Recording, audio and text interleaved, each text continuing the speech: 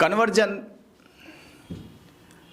हिंदू से मुसलमान हो गए, मुसलमान से ईसाई हो गए, ईसाई से बौद्ध बन गए या जैन बन गए और आपने मान लिया कि हमने कन्वर्जन कर लिया है। कन्वर्जन को समझना होगा। अगर आप हिंदू से मुसलमान हो जाए तो आप कहोगे कि मैंने कन्वर्जन कर लिया है, या मुसलमान से ईसाई हो जाए तो कहोगे मैंने कन्वर्जन कर लिया है, या ईसाई से हिंदू हो जाए तो कहोगे मैंने कन्वर्जन कर लिया है। कैसे कन्वर्जन हो गया? कैसे परिवर्तन हो गया? कैसे तुम्हारे मूल तत्व बदल गए? कैसे तुम्हारे अस्तित्व में परिवर्तन हो गया? आप हिंदू थे तो ईश्वर की उपासना करते थे, पूजा करते थे, उसके गुणगान गाते थे, उसकी प्रार्थनाएं करते थे, उससे विनती करते थे, उसकी सुबह शाम आरती उतारते थे। वो नाराज हो जाए तो उसको मनाने के लिए तुम बहुत सारे जतन करते थे, घी पूड़ी चढ़ाते थे उसको, देसी घी के चिराग जलाते थे, उसको आरती उतारते थे उसकी। बहुत सारे तुमन ताम झाम में लगे रहते थे कि तुम्हारा ईश्वर तुमसे खुश हो जाए। एक दिन तुम्हारा मन बदल गया या तुम्हें किसी ने प्रभावित कर लिया, प्रेरित कर दिया कि छोड़ो ये ताम झाम, मुस्लिम बन जाओ, इस्लाम ग्रहण स्वीकार कर लो, क्योंकि मूर्ति पूजा नहीं है।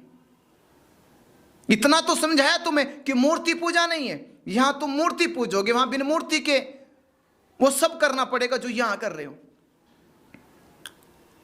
तो मुस्लिम हो गए और कहने लगे हमने कन्वर्जन कर लिया, परिवर्तन कर लिया, कहीं का खाक परिवर्तन कर लिया। बेहोशी में चल पड़े और कह रहे कि मैं जग गया हूं। चले भी तो बेहोशी में, इस्लाम में चले गए।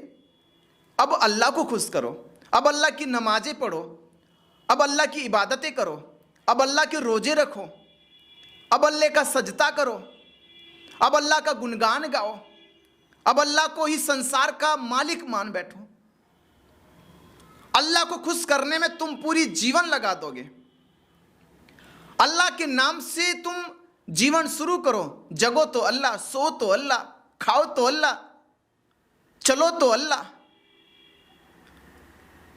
तुम्हारी जुबान में, तुम्हारे जीवन में अल्लाह मात्र के अतिरिक्त कुछ रह ही नहीं पाया। अब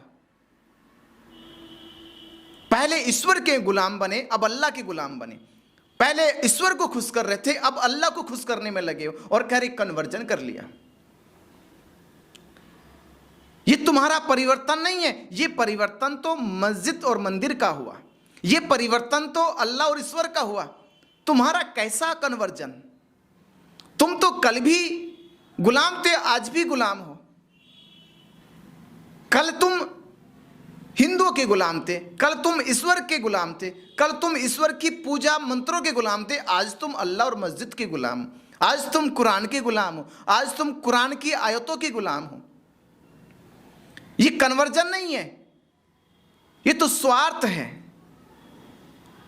ये तो अंधापन है, ये तुम्हारी मूढ़ता है, तुम्हारी मूर्खता है कि जिसको तुम कन्वर्जन कह रहे हो। ईसाई बन के तो चर्च में गई, मोमबत्ती जलाई, यीशु मसीह क्रॉस पे लटके, तुम उसके गुणगान गा रहे हो कि यीशु सूली पे चढ़ गए संसार के पापों के लिए, खाक पापों के लिए चढ़ गए। पाप तो आज भी, पाप कल भी है। सूली पे चढ़ना कौन सा पुण्य का कार्य है? वो भी तो पाप है। एक व्यक्ति जीते जी सूली पे लटक जाए, ये कौन सा पुण्य का कार्य? ये भी तो पाप है। तुम आए संसार को जगाने के लिए, तुम आए संसार को रास्ता दिखाने के लिए, और तुम स्वयं ही सूली पर चढ़ गए। ये कौन सा पुण्य हुआ? ये तो पाप, महापाप हुआ। आत्महत्या करना महापाप है। जब तुम परमेश्वर के बेटे, तुम्हें परमेश्वर ने भेजा, तुम्हें कौन सूली पर लटका देगा? तुम्हें जीवन देने वाला तुम्हारा मालिक है, तो जीवन लेने वाला तुम्हारा मालिक होगा। तुम्हें संसार में सूली पर लटकाने वाला क्या तुम्हारे मालिक से बड़ा था?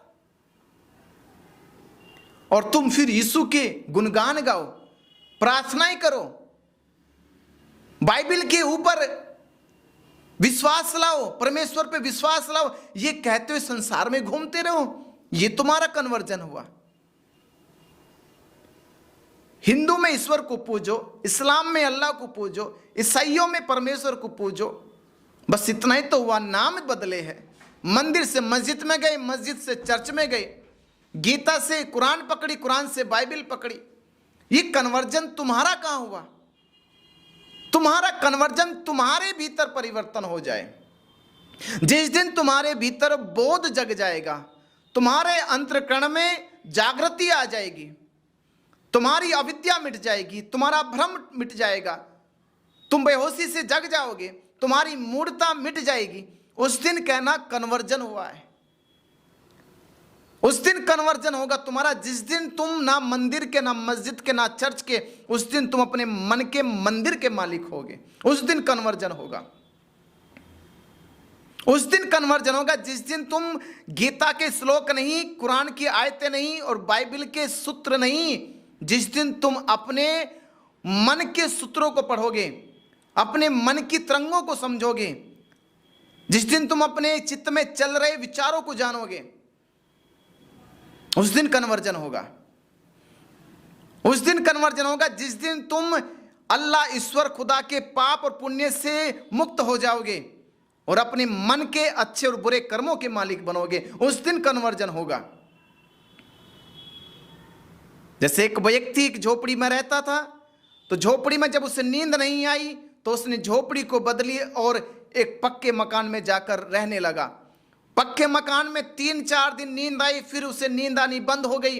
अब उसने मकान बदल दिया, अब उस शहर में जाके आलीशान बंगले में रहने लगा।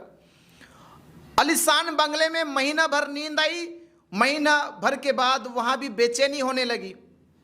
वापिस झोपड़ी की ओर आया और देखा झोपड़ी में एक साधु संत फकीर मस्त भजन कीर्तन गा रहा। उस साधु से पूछा, आप इस झोपड़ी में कैसे सुकून से रहते हो? मैं तो इसमें एक पल भी सुकून से नहीं रह पाया, बेचैन रहता था। इसके कारण तो मैंने पक्का मकान बनाया, उसमें रहना शुरू किया। जब पक्के मकान में नींद नहीं आई तो मैंने आलीशान बंगला बनाया शहर में, उसमें भी नींद नहीं आई। आपको इस झोपड़ी में कैसे आती? उस साधु संत फकीर ने कहा कि तुमने झोपड़ी बदली, मकान बदला, बंगला बदला, पर मन नहीं बदला, व्यक्तित्व नहीं बदला, विचार नहीं बदला, सोच नहीं बदली।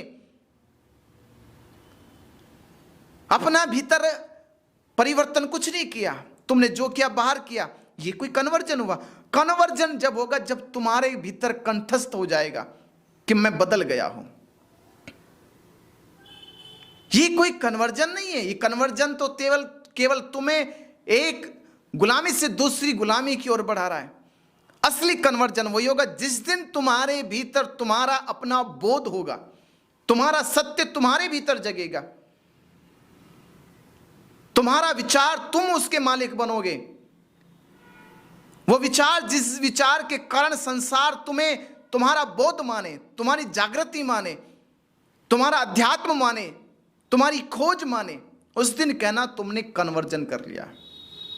ऐसी घूम रहे सैकड़ों बेहोशी के कन्वर्जन, ये तो बेहोशों का, निंद्राओं का मेला लगा है। ये कन्वर्जन नहीं है, ये कैद तहखाना है, कैदियों का तहखाना, जहां हुक्म चलता है जेलर का, जहां हुक्म चलता है जेल अध्यक्ष का। तुम तो उसके कैदी हो, जब वो चाहे तुम्हें जेल में डाले, जब चाहे तुम्हें बाहर निकाले। जिस दिन तुम अपने मालिक बने उस दिन कन्वर्जन होगा। नमो बुद्धाय।